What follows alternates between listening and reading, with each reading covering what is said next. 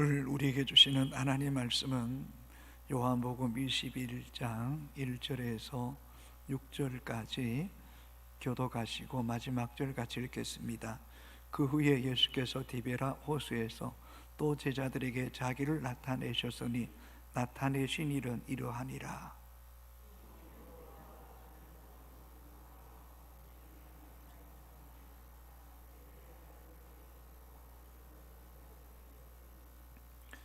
시몬 베드로가 나는 물고기 잡으러 가노라 하니 그들이 우리도 함께 가겠다 하고 나가서 배에 올랐으나 그날 밤에 아무것도 잡지 못하였더니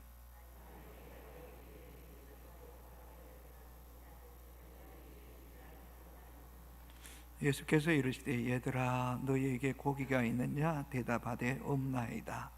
이르시되 그물을 배 오른편에 던지라 그리하면 잡으리라 하시니 이에 던졌더니 물고기가 많아 그물을 들 수 없더라. 아멘. 교회력에 의하면 부활절을 앞두고 주일을 뺀 40일 동안 사순절로 지키고 마지막 주간은 고난주간으로 지킴으로 부활의 기쁨과 감격을 더 깊이 풍성하게 누리게 됩니다. 그런 부활절은 단 하루 주일로 끝나는 것입니까? 아닙니다. 부활주일은 하루지만 부활의 절기는 부활절 새벽부터 오순절 성령의 강림하기까지 50일 동안 계속되는 것입니다.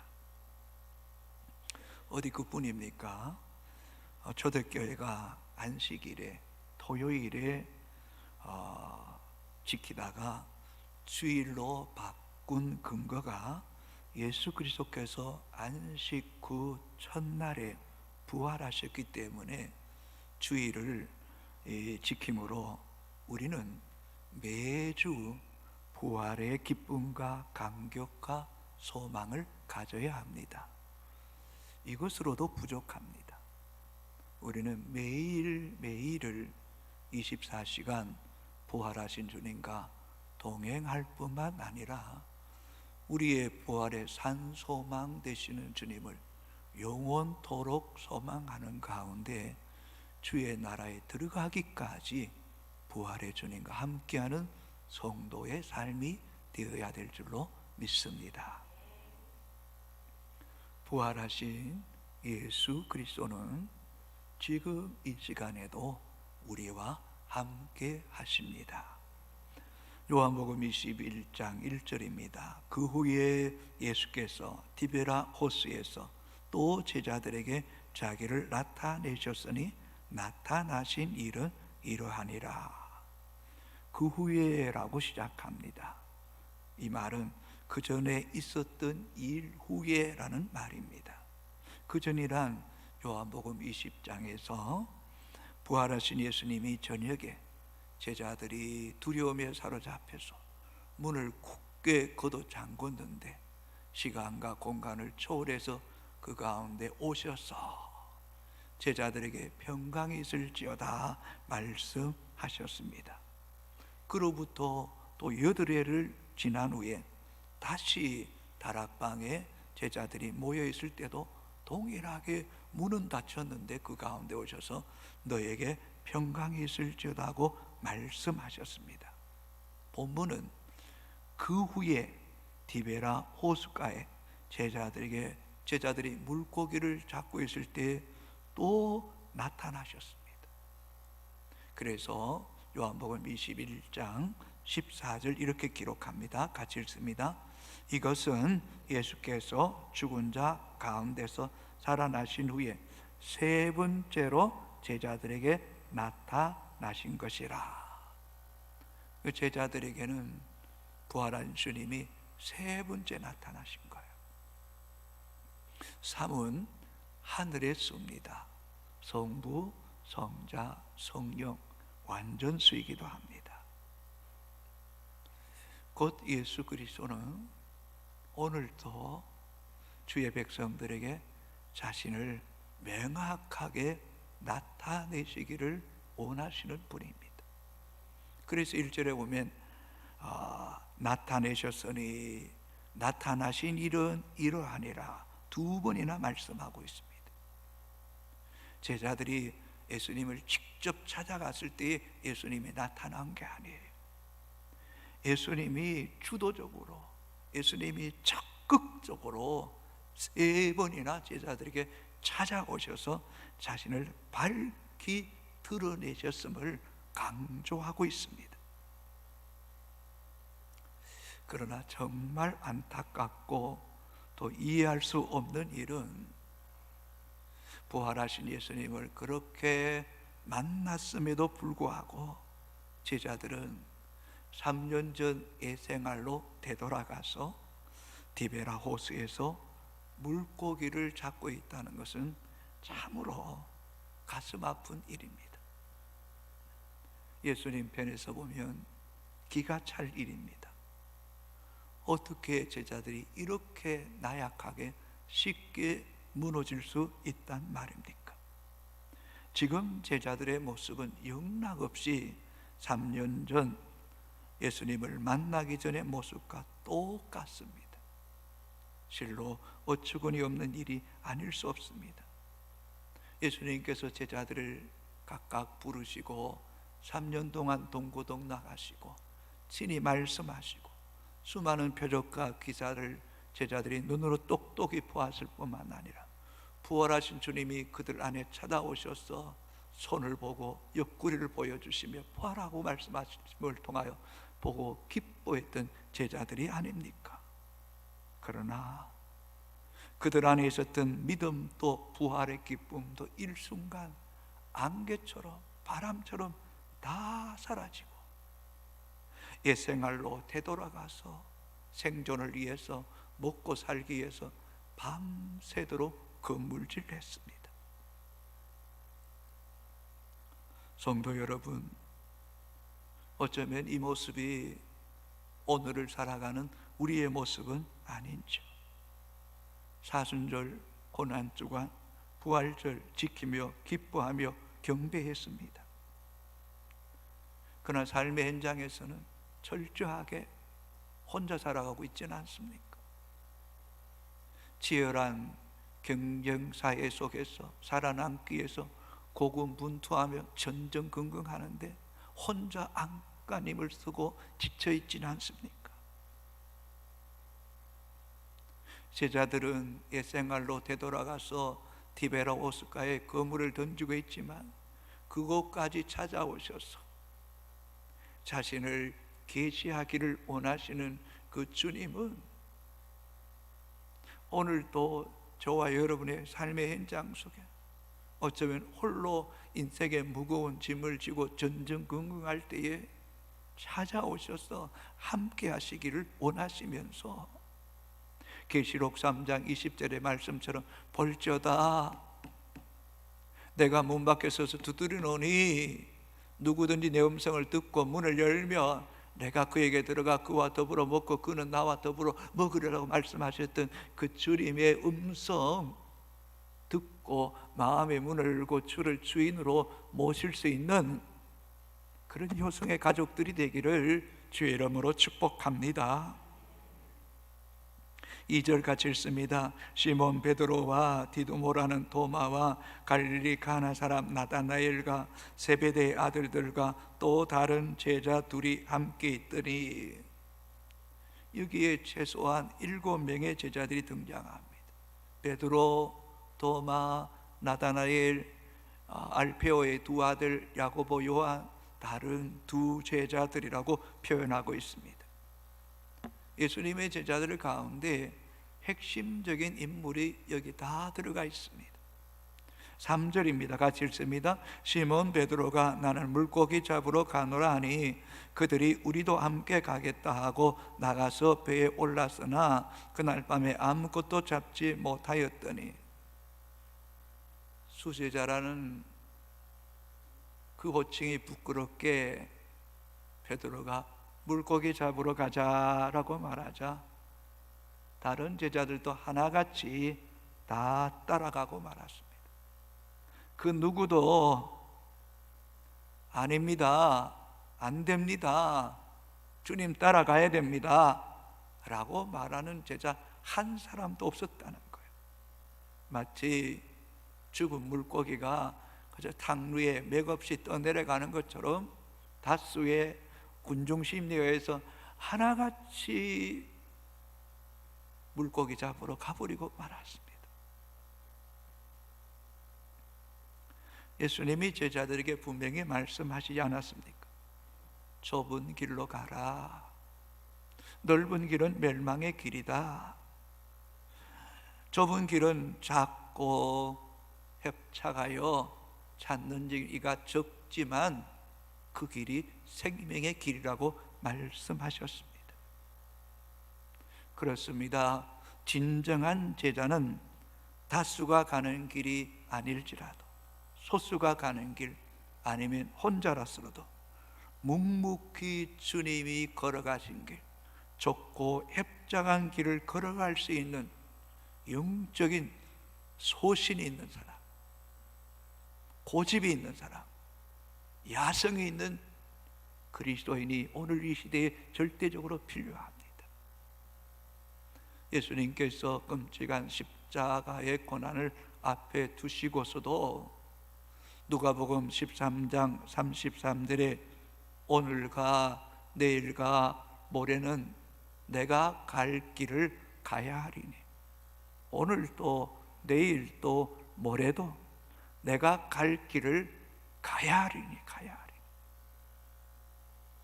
마땅히 가야 할 길을 가시겠다는 단호한 의지와 결단이 느껴지지 않습니까?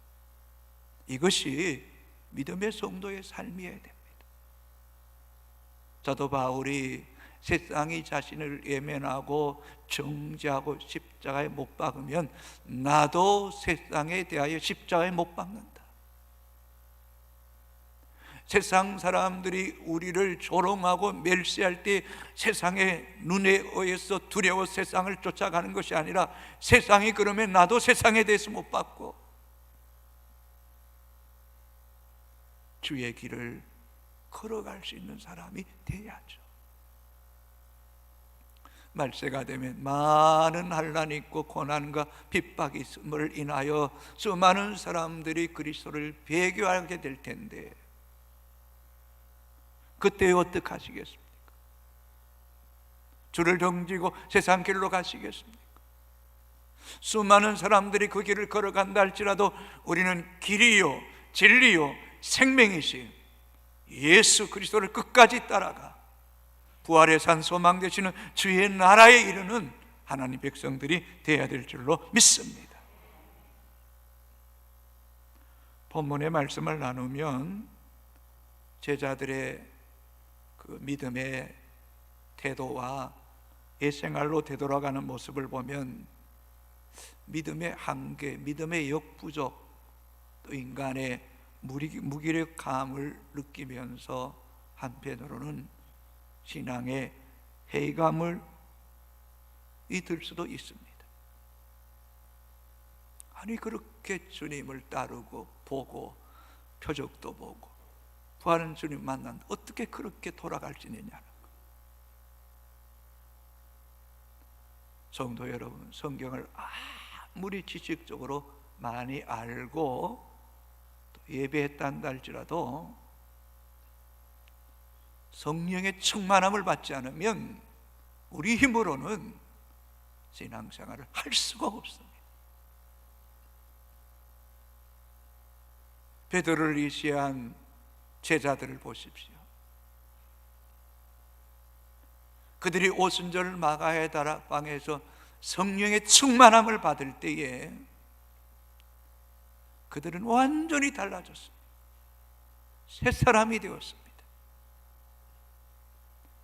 그뿐만 아니라 오직 십자가에 죽으시고 부활하신 예수 그리스도께 사로잡혔습니다. 복음의 포로가 되었습니다. 그리고 그 복음을 증거하다가 하나같이 순교의 제물이 되었습니다. 성령의 임재와 성령의 충만함을 받는 것이 이렇게 중요한 거예요. 성도 여러분, 우리 인생에 고난과 가난과 핍박이 있어도 성령이 충만하면 넉넉히 이길 수 있습니다. 매를 맞고 감옥에 갇히고 칼로 목베임을 당해도 성령 안에 있으면 두렵지가 않습니다. 담대합니다. 평안합니다. 이 땅에 대해서, 욕심에 대해, 생명에 대해 자유할 수 있는 게 복음의 능력이, 복음의 능력이. 그래서 사도행전을 보십시오. 매를 맞아도, 감옥에 갇혀도 사도들을 그 유대인들이 어떻게 할 수가 없었어요. 어디 그뿐입니까? 성령의 충만함이 함께할 때에 베드로 사도가 말씀을 전할 때 3,000명 5,000명 주께로 돌아오고 갇혀있던 문들이 열리고 그림자만 지나가도 병든 자들이 낫는 역사가 일어났던 것처럼 우리는 연약하고 흔들릴지라도 우리 안에 성령의 임재와 하나님의 역사가 함께할 때에 어떤 가난도, 어떤 핍박도, 어떤 환난도 너끈히 이기고 예수 그리스도의 피 묻은 복음과 십자가에 죽으시고 부활하신 예수의 생명이 드러나는 역사가 오늘도 일어나게 될 줄로 믿습니다. 그래서 요한복음 20장 22절에 같이 읽으세요. 이 말씀을 하시고 그들을 향하사 숨을 내쉬며 이르시되 성령을 받으라, 성령을 받으라. 좀 더 정확하게 말하면 부활하신 예수님이 저녁에 문들이 닫혔는데 제자들 가운데 찾아오죠. 너에게 평강이 있을지어다. 이 말씀하시고 연이어 숨을 내쉬며 성령 받으라는 거예요. 성령 받으라. 이건 필수적인 상황이에요. 명령이에요. 술 취하지 말라. 이는 방탕한 것이니 오직 성령의 충만함을 받으라 말씀하셨던 것처럼 진정한 그리스도인은 평생 성령의 충만함을 구하고 성령님과 함께하는 삶을 살아갈 때에 이 세상의 그 어떤 것을 얽매이지 않고 자유케 하시고 담대하게 하시고 예배 가운데 하나님의 나라를 경험하는 역사가 있게 될 줄로 믿습니다.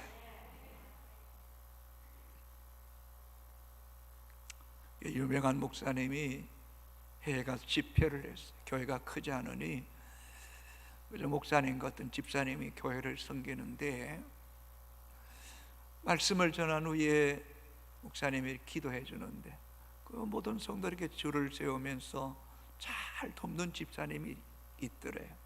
마치 그저 전사님처럼 그렇게 봉사하시더래요. 목사님이 다 기도하신 후에 해준 후에 그렇게 집사님이 봉사하는 게 너무 귀해서 집사님 기도합시다. 그 집사님 무릎을 꿇고 기도를 받는데 그때 목사님에게 감동을 주신 거예요. 이렇게 이 집사님이 수고한 봉사하는데 마음에 의심이 가득한 거예요. 집사님 성령께서 왜 의심하느냐고 말씀하십니다. 왜 믿음으로 일하지 않고 의심하십니까? 믿음으로 일하십시오 이라고 했더니 그 순간에 이 집사님 안에 있던 그 의심이 해결가 되면서 눈물 콧물 쏟으면서 회개하고 성령을 받더래요. 오늘도 우리 가운데 신앙생활 하면서 겉으로는 열심인데 내 마음에 늘 회의감, 의심, 기도해도 예배해도 확신이 없는 것. 주님께서 숨을 내쉬며 성령을 받으라고 말씀했던 것처럼 성령이 충만할 때에 이런 의심과 불신앙이 떠나가고 담대함과 확신 가운데 소망 가운데 주를 따라가는 역사가 있게 되기를 주의 이름으로 축복합니다. 이런 성도는 흔들리지 않습니다. 많은 사람들이 가는 길을 따라가지 않습니다. 소신 있게 마땅히 가야 할 길, 오늘 또 내일 또 모레도 가야 할 길을 내가 가야 하리니 할 수 있는 그런 믿음의 성도가 되기를 주의 이름으로 축복합니다. 3절입니다. 같이 읽습니다. 시몬 베드로가 나는 물고기 잡으러 가노라 하니 그들이 우리도 함께 가겠다 하고 나가서 배에 올라서나 그날 밤에 아무것도 잡지 못하였더니 에생할로 되돌아가서 티베라 호수에서 밤새도록 천야 작업한 거예요. 심란 일한 거예요. 얼마나 힘들었겠어요. 그렇게 수고했는데 아무것도 잡지 못했어요. 마음은 허탈해지고 몸은 그저 지치고 파김치가 되는 거예요. 무력감이 밀려옵니다. 고기를 많이 잡았으면 고기 잡는 그 기쁨으로 그 피곤함도 이길 수 있을 텐데 밤새도록 수고했는데 잡은 것이 없으니 얼마나 지쳤겠어요.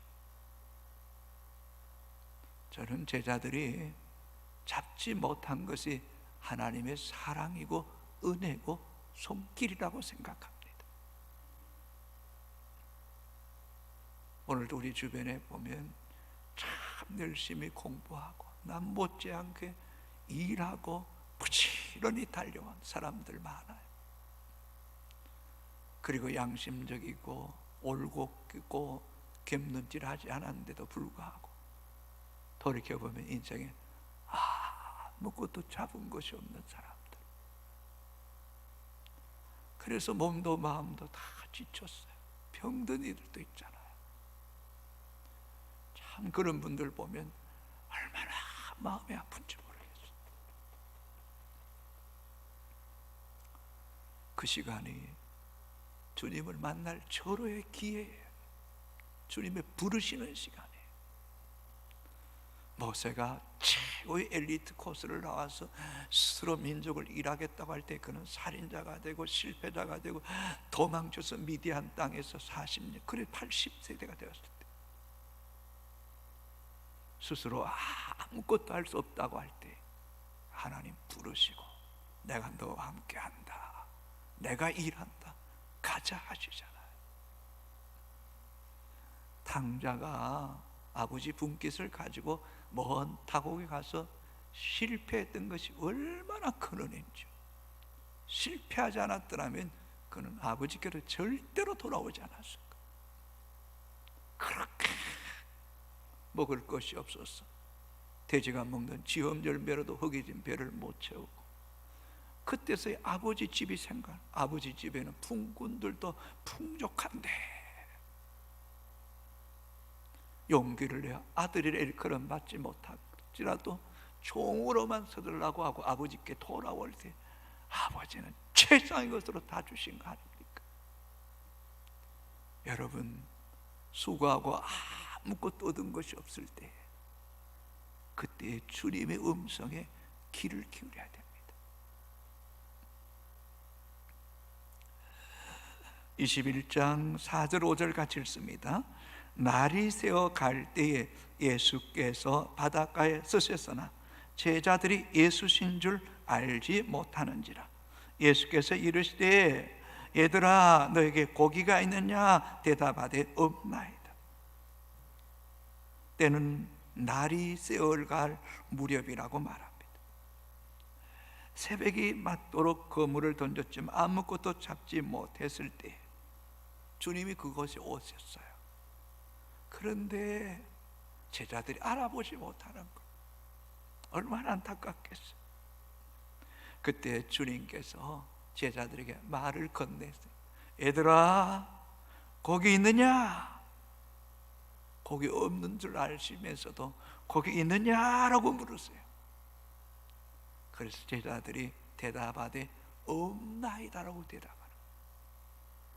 스스로 없음을, 빈 거물임을, 빈손임을 고백하게 만드는 거예요. 때로는 우리의 삶에 있어서 빈 거물, 빈 마음, 모든 것이 내려놓을 수밖에 없는 그것이 주님의 음성을 들을 수 있는 기회예요. 얘들아 고기가 있느냐? 찾아오셔서 말을 건네시는 주님. 유기성 목사님이 하루는 새벽에 일어나는데 하루에 있어야 될 큰 중대한 일이 있어서 너무 중압감이 눌리는 거죠. 그래서 주여 도와주소서라고 하는데 그때 주님이 이렇게 나를 믿으라 그러더니, 나를 믿으라. 내가 너와 함께하고 있지 않느니? 마치 주님 없는 것처럼 주님 조금 도와주세요. 그저 삶의 일부분에 주님이 그저 내 삶에 그저 시종 드는 정도, 그저 엑스트라 정도 생각하지 말라는 거예요. 나를 믿으라는 거예요. 믿으라는 거. 내가 함께하고 있다는 거, 함께하고 있다는 거. 성도 여러분, 주님이 우리에게 말을 걸어오시기도 하지만 진정한 그리스도인은 자꾸 주님께 말을 건네야 돼요. 주님, 이 문제 어떻게 해야 돼요? 난 잘 모르겠어요. 가르쳐 주세요. 주님 기쁘시게 하기 원합니다. 주님 말씀 편에 서기를 원합니다. 아버지의 마음과 아버지의 시선이 있는 그곳에 내가 있기를 원합니다. 주님 좀 생각나게 해주세요. 좀 가르쳐 주세요. 필요한 사람도 좀 붙여주세요. 자꾸 물으세요. 자꾸 주님께 말을 건네세요. 그러다 보면 나도 모르게 주님께서 내게 말씀해 주시고 생각나게 해주시고, 이건 아니야, 이건 아니야. 주님이 기뻐하지 않아, 기뻐하지 않아. 내가 주님 편에서 주님 기뻐하는 일을 행하겠습니다.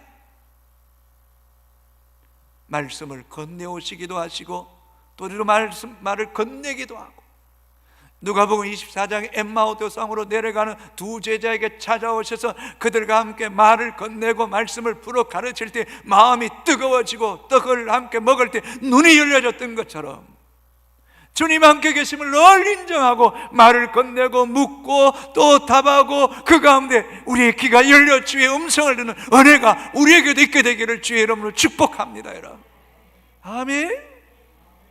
그러면서 우리 일상의 삶이 늘 주님과 연합되어 있는 거예요. 하나 되어 있는 거예요. 아침에도 정오에도 저녁에도 시간 기도하면서 주님 안에 있으니 그 주님의 다스림이, 주님이 주시는 평화가 내 영혼에 넘칠 때에 세상에 부럽지 않는 거예요. 부럽지 않아요. 너무너무 주님이 이렇게 행복해도 됩니까? 너무 감사합니다. 고백하게 되는 은혜가 우리에게도 있게 되기를 주의 이름으로 축복합니다.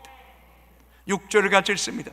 이르시되 그물을 배 오른편에 던지라, 그리하면 잡으리라 하시니 이에 던졌더니 물고기가 많아 그물을 들 수 없더라. 들 수 없더라.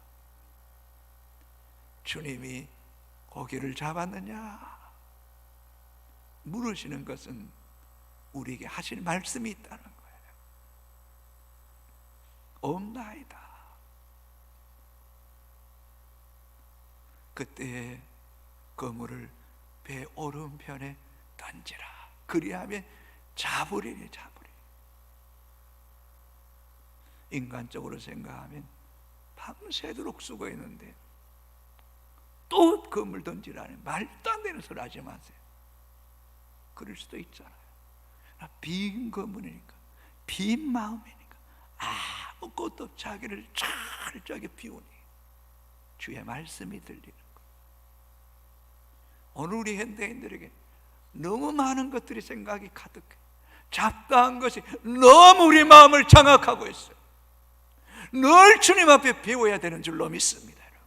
늘 십자가로 내 눈도 씻어주시고 내 귀도 씻어주시고 내 마음도 내 영혼도 씻어주시고 주님 안에 깨끗하게 하셔서 마음이 청결하게 하셔서 내가 주를 보게 하여 주옵소서. 자꾸 기도할수록 우리의 영혼이 맑아지고 깨끗해질수록 주의 말씀이 들리고 그 말씀에 완전히 순종하는 거예요. 완전히 복종하는 거예요. 그물을 던져줬더니 고기가 많아 그물을 들 수 없게 하시는 거예요. 신비롭지 않나요? 어떻게 밤새도록 밤에 고기가 많이 잡히는데 빈 그물 되게 하고, 아니 당신께서 말씀하셔서 던졌더니 한 번에 그물이 고기가 많아 들 수 없다.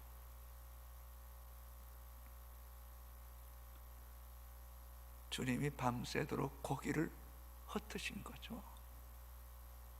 당신이 말씀하시고는 고기를 그 그물에 모으신 거죠. 그러고 보면 우리 인생에 빈 그물이 되게 하시는 것도 하나님 섭리고, 우리 인생의 그물에 고기를 잔뜩 작게 하시는 것도 하나님의 주권이에요. 아멘. 그분이 누구예요?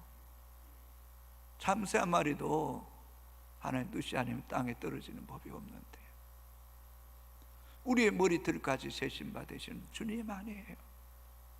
하루하루 살아가는 것이 기적이고 하나님의 은혜고 손길이고 돌보심이고 먹여주시고 입혀주시고 우리의 삶이 이렇게 예배하는 게 기적이에요. 기적. 여러분, 실패했을 때, 어려울 때, 그때 주의 음성 들어야 될 때, 주의 말씀을 붙잡고 순종할 때 그게 복이 되는 거예요. 욥기 1장 21절에 주신 이도 여호와시요 거둔 이도 여호와시오니 여호와의 이름이 찬송을 받으실지니이다. 아멘. 예수 그리스도는 곧 하나님이잖아요. 여호와잖아요. 스스로 계시고 영원부터 영원까지 계시고 그분은 전지전능하시잖아요. 주님 물고기 떼만 모으시고 드시나요? 업 쪽에만 전문가시나요? 아니죠. 우리의 사업도 우리의 자녀도 우리 일생도 우리 죽음 이후의 모든 것이 다 하나님의 주권 아래 다스림 안에 있는 줄로 믿습니다. 그러므로 그분은 우리 모두에게 꼭 필요한 말씀을 지금도 말씀하시기를 기뻐하시는 거예요. 기뻐하시는 거예요. 바라옵기는 주의 보혈의 피로 우리의 눈이 자꾸 맑아지고 우리의 귀가 열려지고 우리의 마음이 깨끗해서 주님 말씀에 순종하는 은혜가 있게 되기를 주의 이름으로 축복합니다. 그 시편 119편 71절 72절 같이 읽습니다. 고난당한 것이 내게 유익이라 이로 말미암아 내가 주의 율례들을 배우게 되었나이다. 주의 입의 법이 내게는 천천 금은보다 좋으니다. 할렐루야. 주의 입의 법이 내게는 천천 금은보다 좋습니다. 좋습니다. 주의 말씀이 얼마나 복되게 하는, 우리를 살리는 말씀, 우리를 풍성케 하는 말씀, 생명의 말씀, 생명의 말씀. 죽음의 권세를 이기시고 부활하신 그분이잖아요. 그분. 어디 그뿐이나요? 12절 13절에 와서 조반을 먹으라 라고 말씀하시고 숯불에 구운 떡과 생선, 고기를 제자들에게 먹게 하실 때 이미 제자들이 눈이 열려졌어요. 주님을 보았잖아요. 기적을 체험했잖아요. 함께 하신 그분이 살아계신 분임을 알았잖아요. 그때 한편으로는 의심하고 이 옛생활로 되돌아간 것이 너무너무 부끄러워서 이제는 내가 주님을 절대로 떠나지 않겠습니다 결단하고 예루살렘을 떠나지 말고 약속하신 성령을 기다리라는 그 말씀 붙잡고 마가의 다락방에 열흘 동안 모여 기도했더니 성령의 충만함을 받잖아요. 여러분, 참 열왕기상 19장에도 엘리야가 노뎀나무 아래서 나 이제 사는 거 싫습니다, 여기까지 산 것도 족합니다, 내 생명을 취하소서 할 때 주의 사자를 보내 어루만지고 떡과 물을 먹이고 잠을 재우시고 또다시 어루만지고 먹이고 잠을 재고 육신의 떡을 힘을 얻어 가야 할 길을 가게 했던 거죠. 주님은 오늘도 우리와 함께 하시기를 원해요. 우리의 삶의 한 목판에 계세요. 여러 문제 가운데 계세요. 아침도 점심도 저녁도 먹을 때마다 주님과 함께 먹고 마시세요. 아멘. 여러분 혼자가 아니에요. 부활하신 주님이 함께, 아무리 여러분의 삶이 어렵고 가난하고 절망적일지라도 죽음의 권세를 이기시고 부활하신 주님이 함께 계시는데 뭘 염려합니까 여러분? 두려워하지 마십시오 여러분. 성령 안에서 주님과 함께 계심을 누리고 선포하고 영원한 세계를 향하여 믿음으로 끝없이 달려가는 효성의 가족들이 다 되기를 주의 이름으로 축복합니다. 여러분, 우리 다가 일어나 찬양하시겠습니다.